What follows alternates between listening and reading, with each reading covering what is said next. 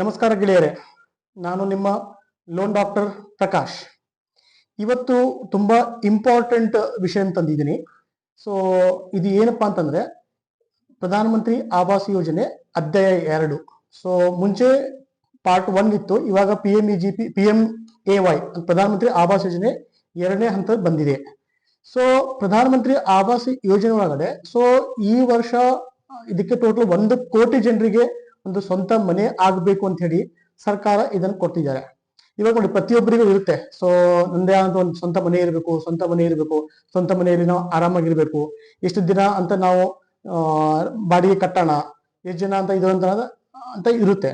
So ಇವಾಗ ಈ ಪ್ರಧಾನಮಂತ್ರಿ ಆವಾಸ್ ಯೋಜನೆ ಒಳಗಡೆ ಇವಾಗ ಈ 2 ಒಳಗೆ ಬಿಟ್ಟಿದ್ದಾರೆ ಅಂದ್ರೆ ಪರ್ಟಿಕ್ಯುಲರ್ಲಿ ಅರ್ಬನ್ ಏರಿಯಾ. ಅರ್ಬನ್ ಅಂದ್ರೆ ಬರೀ ಸಿಟಿ ಮಾತ್ರ. ಸಿಟಿ ಒಳಗಡೆ ಎಲ್ಲಾ ಜನರಿಗೆ ಒಂದು ಸೂರು ಒದಗಿಸುವ ಸಲುವಾಗಿ ಅಂತೇಳಿ ಮನೆಗಳು ಕೊಡ್ತಿದ್ದಾರೆ. ಇದರಲ್ಲಿ 2 ತರ ಇದೆ.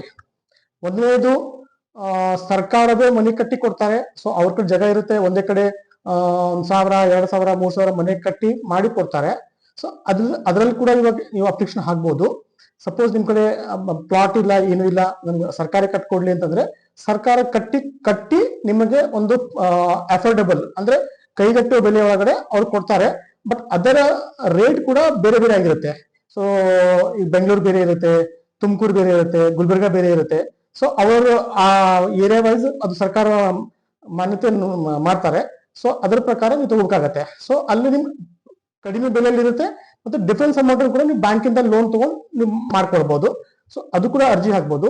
ಮತ್ತೆ ಎರಡನೇದು ಇನ್ನೊಂದು ಏನಂದ್ರೆ ಸೆಲ್ಫ್ ಕನ್ಸ್ಟ್ರಕ್ಷನ್ ಅಂದ್ರೆ ಆಲ್ರೆಡಿ ನಿಮ್ಗೆ ಜಾಗ ಇದೆಯಾ, ಸೊ ಜಾಗ ಮೇಲೆ ನೀವು ಕಟ್ಕೊಳ್ಳಿ, ಸರ್ಕಾರ ಹೆಲ್ಪ್ ಮಾಡ್ತಾರೆ. ಅದರಲ್ಲಿ ಮತ್ತೆ 2 ತರ ಇದೆ.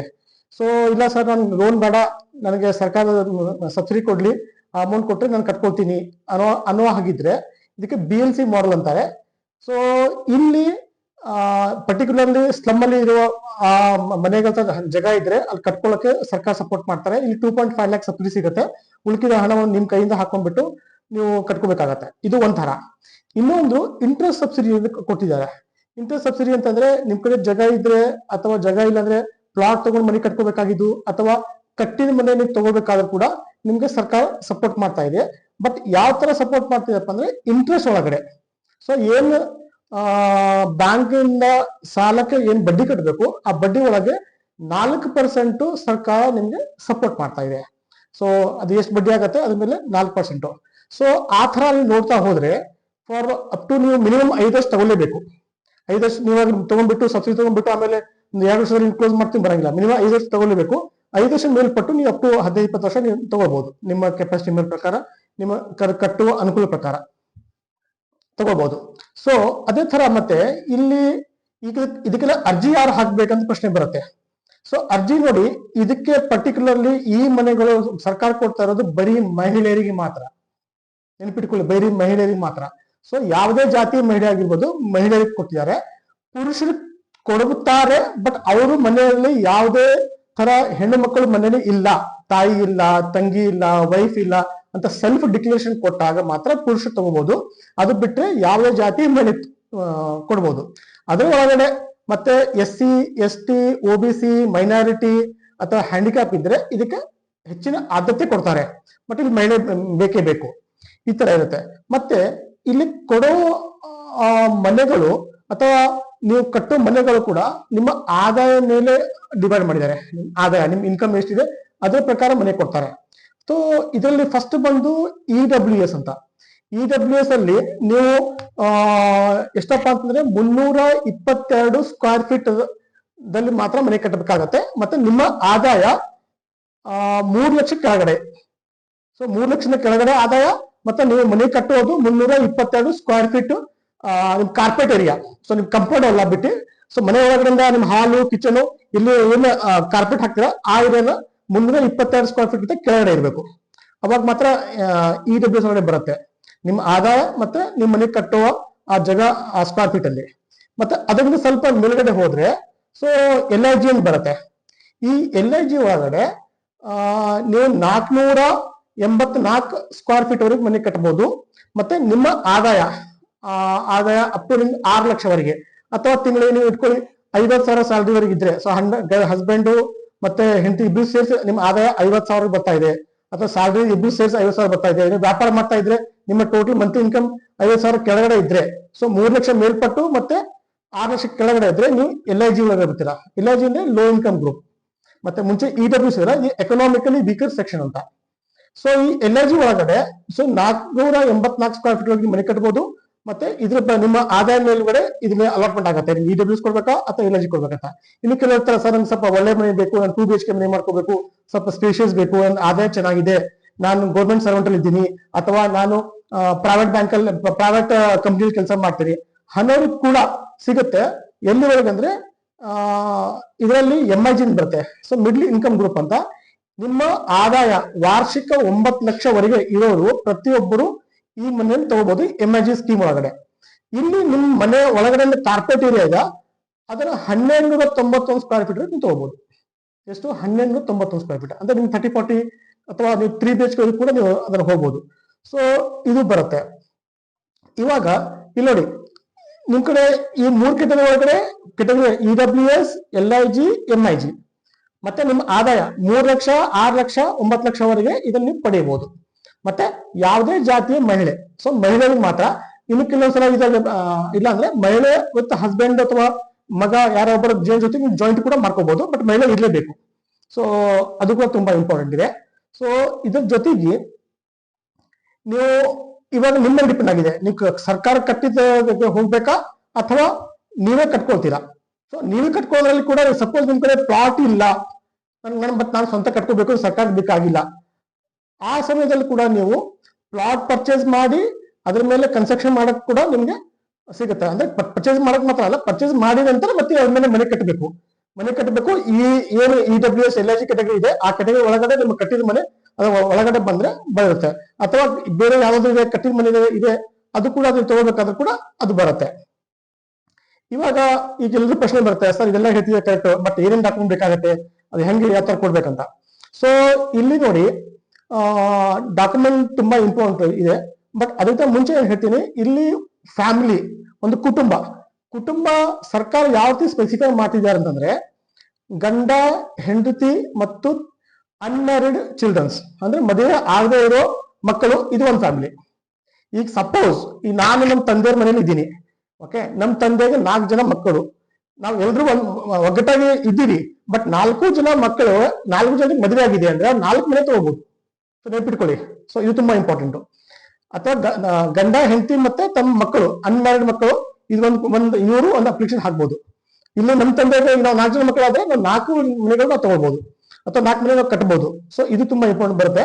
ಇಲ್ಲಿ ಅರ್ಜಿ ಹಾಕಕ್ ಕೂಡ ಇಲ್ಲಿ ಏನ್ ಮಾಡಿದೆ ಅಂತ ಸರ್ಕಾರ ಪರ್ಟಿಕ್ಯುಲರ್ಲಿ ಇಲ್ಲಿ ಯಾರು ಅರ್ಜಿ ಹಾಕ್ತಾರೆ ಅವರ ಗಂಡ ಅಥವಾ ಮಕ್ಕಳು ಯಾರು, ಆ ಕುಟುಂಬದ ಎಲ್ಲ ಪ್ರತಿಯೊಬ್ಬರು ಸದಸ್ಯರು ಆಧಾರ್ ಕಾರ್ಡ್ ಬೇಕೇ ಬೇಕು. ಓಕೆ, ಇಲ್ಲಿ ಆಧಾರ್ ಕಾರ್ಡ್ ಇಲ್ಲದೆ ಕೆಲಸ ಆಗೋದಿಲ್ಲ. ಸೊ ಆಧಾರ್ ಕಾರ್ಡ್ ಅಲ್ಲಿ ಲಿಂಕ್ ಮಾಡ್ತಾರೆ. ಮತ್ತೆ ಅಪ್ಲಿಕೇಶನ್ ಹಾಕ್ಬೇಕಾದ್ರೂ ಕೂಡ ಆ ಕುಟುಂಬದ ಎಲ್ಲಾ ವ್ಯಕ್ತಿಯ ಆಧಾರ್ ಕಾರ್ಡ್ ಬೇಕು. ಅರ್ಜಿದಾರರ ಪ್ಯಾನ್ ಕಾರ್ಡ್ ಬೇಕೇ ಬೇಕು. ಅದ್ರ ಜೊತೆಗೆ ನೀವು ಎಲ್ಲಿ ಕಟ್ಟಬೇಕಂತೀರಾ ಮನೆ, ಆ ಜಗದ ನಿಮ್ಮ ಪ್ರಾಪರ್ಟಿ ಡಾಕ್ಯುಮೆಂಟ್ ಬೇಕಾಗತ್ತೆ. ಅಥವಾ ಯಾವ ಮನೆ ತಗೋತಿದ್ದೀರಾ ಅದ್ರ ಪ್ರಾಪರ್ಟಿ ಡಾಕ್ಯುಮೆಂಟ್ ಬೇಕಾಗತ್ತೆ. ಸೊ ಯಾವುದೇ ಇಲ್ಲ, ನಾನು ಇವಾಗ ತಗೋಬೇಕಾದ್ರೂ ಕೂಡ ನೀವು ಸ್ಪೆಸಿಫೈ ಮಾಡ್ಬೋದು, ನಾನು ತಗೋತಾ ಇದ್ದೀನಿ ಅಂತ, ಅದು ಕೂಡ ಬರುತ್ತೆ. ಮತ್ತೆ ಅದ್ರ ಜೊತೆಗೆ ನಿಮ್ಮ ಬ್ಯಾಂಕ್ ಪಾಸ್ಬುಕ್ ಬೇಕಾಗತ್ತೆ. ಸೊ ಇದಿಷ್ಟು ಹಾಕ್ಬಿಟ್ರೆ ಸೊ ಇದು ಹೋಗುತ್ತೆ, ಸರ್ಕಾರ ಹೋಗುತ್ತೆ, ಸರ್ಕಾರದಿಂದ ನಿಮ್ಗೆ ಬರುತ್ತೆ. ಇಷ್ಟೆಲ್ಲ ಹೇಳಿದ್ರೆ ಕರೆಕ್ಟ್. ಬಟ್ ಇಲ್ಲಿ ಲೋನ್ ಡಾಕ್ಟರ್ ಏನ್ ಕೆಲಸ, ಈ ಬಿಗ್ಗೆಸ್ಟ್ ಕ್ವಶನ್ ಬರುತ್ತೆ. ಸೊ ಇದೀಗ ನಾವು ಮುಂಚೆ ಈ ಸರ್ಕಾರಿ ಸಬ್ಸಿಡಿ ಸ್ಕೀಮ್ ಅನ್ನು ಕನೆಕ್ಟ್ ಯಾವ ತರ ಮಾಡ್ತೀವೋ, ಇಲ್ಲಿ ಕೂಡ ಈ ಪ್ರಧಾನಮಂತ್ರಿ ಆವಾಸ್ ಯೋಜನೆ ಕೂಡ ನಾವು ಕನೆಕ್ಟ್ ಮಾಡ್ತೀವಿ.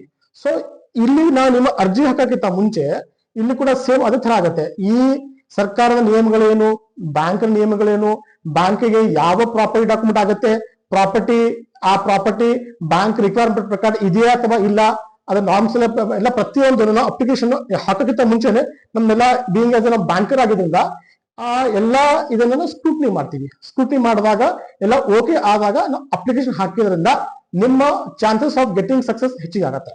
ಸೊ ಅದೊಂದು ತುಂಬಾ ಇಂಪಾರ್ಟೆಂಟ್. ಮತ್ತೆ ನಾವು ಏನ್ ಮಾಡ್ತೀವಿ ಅಂದ್ರೆ ಇಲ್ಲ ಡಿಜಿಟಲ್ ಟೆಕ್ನಾಲಜಿ ಆಗಿದ್ರಿಂದ ಯಾವುದೇ ರೀತಿ ಹಾರ್ಡ್ ಕಾಪಿ ಪೇಪರ್ಲೆಸ್ ಮಾಡ್ತೀವಿ. ಸೊ ನೀವು ಎಲ್ಲಾದ್ರೂ ಇಡೀ ಕರ್ನಾಟಕ ಒಳಗಡೆ ನಿಮ್ಮ ಅಪ್ಲಿಕೇಶನ್ಸ್ ಎಲ್ಲ ನಮ್ಗೆ ವಾಟ್ಸ್ಆಪ್ ಮುಖಾಂತರ ಬರುತ್ತೆ. ಅದನ್ನ ನಾವು ಸರ್ಕಾರಕ್ಕೆ ನಮ್ಮ ಎಕ್ಸ್ಪರ್ಟ್ ಟೀಮ್ ಅಸೆಸ್ಮೆಂಟ್ ಮಾಡ್ತಾರೆ.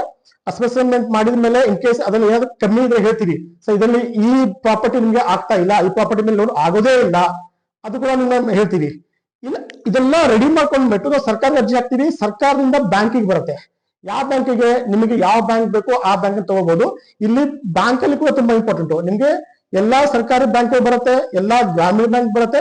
ಅದ್ರ ಜೊತೆಗೆ ಎಲ್ಲಾ ಪ್ರತಿಯೊಂದು NBFC ನಾನ್ ಬ್ಯಾಂಕಿಂಗ್ ಫೈನಾನ್ಸ್ ಸರ್ವಿಸಸ್ ಅವರು ಕೂಡ ಲೋನ್ ಕೊಡ್ತಾರೆ.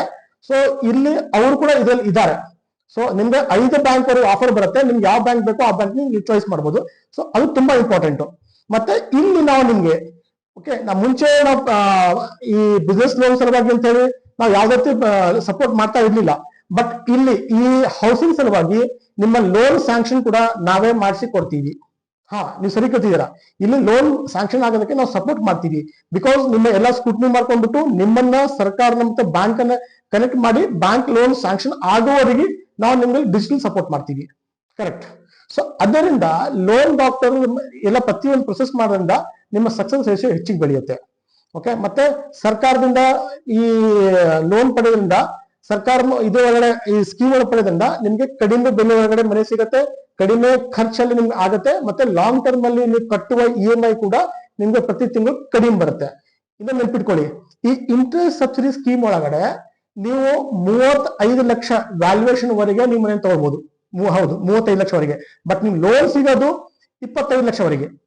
25 ಲಕ್ಷ ಇರೋ ವ್ಯಾಲ್ಯೂವರೆಗೆ ನೀವು ತಗೊಳ್ಬಹುದು. ಇಲ್ಲ ಸರ್ ನಾ 10 ಲಕ್ಷ ಮಾಡ್ಕೊಡ್ತೀನಿ, 20 ಲಕ್ಷ ಮಾಡ್ಕೊಡ್ತೀನಿ, ಮಾಡ್ಕೊಳ್ಳಿ, ಬರುತ್ತೆ. ಬಟ್ ನಿಮ್ ಲಿಮಿಟ್ ಇರೋದು ಲೋನಿಂಗ್ ಲಿಮಿಟ್ 25 ಲಕ್ಷ. ಇದು ಒಂದೇದು. ಅದು ವ್ಯಾಲ್ಯೂಯೇಷನ್ ಸರ್ ನಾನು 10 ಲಕ್ಷ ಕೈಯಿಂದ ಹಾಕೊಳ್ತೀನಿ ಅಂತ ಕೂಡ 35 ಲಕ್ಷ ತಗೋಬಹುದು. ನೀವು ಅದೇ 36 ಲಕ್ಷ ತಗೊಂಡ್ರು ಬರಂಗಿಲ್ಲ. ಮತ್ತೆ ಲೋನ್ 25 ಲಕ್ಷ ಮೇಲ್ಗಡೆ ಬರಂಗಿಲ್ಲ ಈ ಸ್ಕೀಮ್ ಒಳಗಡೆ. ನೀವು ಬೇರೆ ಕಡೆ ತಗೊಂಡ್ರೆ ಈ ಸ್ಕೀಮ್ ಬರಂಗಿಲ್ಲ. ಒಂದೇದು. ಮತ್ತೆ ಇಲ್ಲಿ ಇನ್ನೊಂದು, ಇಲ್ಲಿ 4% ಬಡ್ಡಿ ಸಬ್ಸಿಡಿ ಸಿಗ್ತಾ ಇದೆ. ಸೊ ಈ 4% ಬಡ್ಡಿ ಏನ್ ಆಗತ್ತೆ ನಿಮ್ಗೆ, ಅದರ ಆ 1,80,000 ಆಗತ್ತೆ. ಅದನ್ನ ನಿಮ್ಮನ್ನ ಪ್ರತಿ ವರ್ಷಕ್ಕೆ ಎಷ್ಟಾಗತ್ತೆ ಅನ್ನೋ ಪ್ರಕಾರ ನಿಮ್ಗೆ ನಿಮ್ಮ ಅಕೌಂಟಿಗೆ ಜಮಾ ಮಾಡ್ತಾರೆ.